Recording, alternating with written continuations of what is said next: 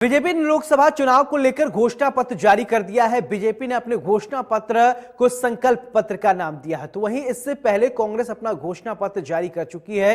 कांग्रेस ने अपने घोषणा पत्र को न्याय पत्र का नाम दिया है। दोनों ही पार्टियों ने किसानों के लिए बड़े बड़े घोषणाएं की हैं। एक रिपोर्ट के माध्यम से देखते हैं कि दोनों ही पार्टियों के संकल्प पत्र और कांग्रेस के न्याय पत्र में किसको क्या मिल रहा है।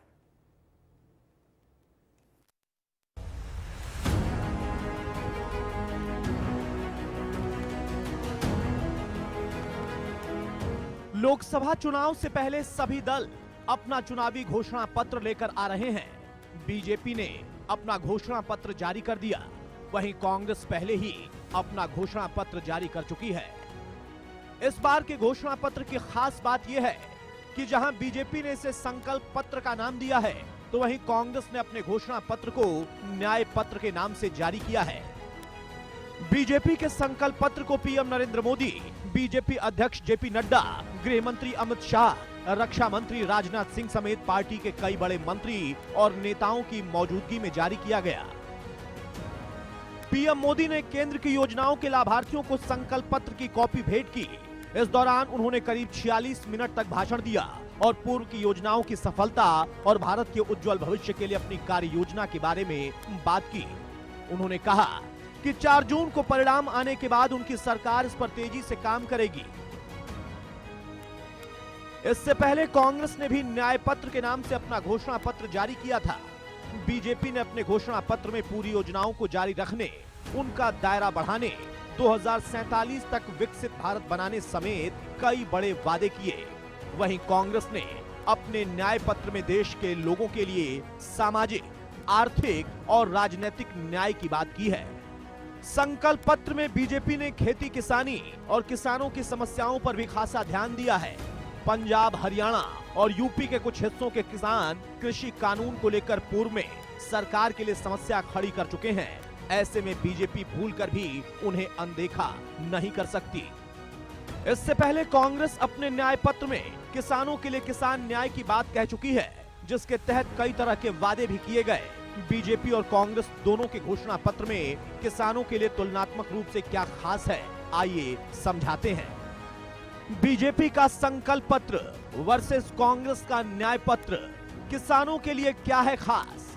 संकल्प पत्र में किसान सम्मान निधि के तहत 6,000 रुपए सालाना मिलते रहेंगे।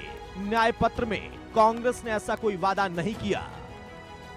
संकल्प पत्र में फसल बीमा के लिए मॉडर्न तकनीक का इस्तेमाल करने की बात कही गई। न्याय पत्र में किसान से बीमा राशि के अनुसार प्रीमियम लिया जाएगा। संकल्प पत्र में मामलों का समय से निपटारा करने की बात कही गई। न्याय पत्र में दावों का निपटान 30 दिन के भीतर करने की बात कही गई। संकल्प पत्र में भारत को न्यूट्री हब बनाने की बात कही गई। न्याय पत्र में कृषि उपज की बिक्री के लिए 3 रास्ते उपलब्ध कराने की बात कही गई। संकल्प पत्र में श्री अन्न सुपर फूड को वर्ल्ड वाइड पहुंचाने की बात कही गई। तो न्याय पत्र में एमएसपी एक्ट के अंतर्गत विनियमित बाजार की बात कही गई। संकल्प पत्र में मिलेट्स की उपज को बढ़ावा देने और छोटे किसानों को प्राथमिकता की बात कही गई। न्याय पत्र में ई बाजार का संचालन एक स्वायत्त निकाय करेगा, ऐसी बात कही गई। संकल्प पत्र में कृषि मशीनरी और उपकरण बनाने पर ध्यान केंद्रित करने की बात कही गई। तो न्याय पत्र में कृषि विज्ञान केंद्र बढ़ाने की बात और प्रत्येक केंद्र पर वैज्ञानिकों की संख्या भी बढ़ाने की बात कही गई। संकल्प पत्र में कृषि विज्ञान केंद्र केवीके का विस्तार करने की बात कही गई। तो न्याय पत्र में प्रत्येक जिले में एक कृषि महाविद्यालय बनाने की बात कही गई। संकल्प पत्र में केवीके में किसानों को डिजिटल समाधान मिलने की बात कही गई। तो न्याय पत्र में प्रत्येक जिले में एक पशु चिकित्सा महाविद्यालय बनाने की बात कही गई। संकल्प पत्र में उच्च उत्पादक बीज सुनिश्चित करने की बात कही गई। तो न्याय पत्र में कांग्रेस कृषि में अनुसंधान दोगुना करने की बात कह रही है।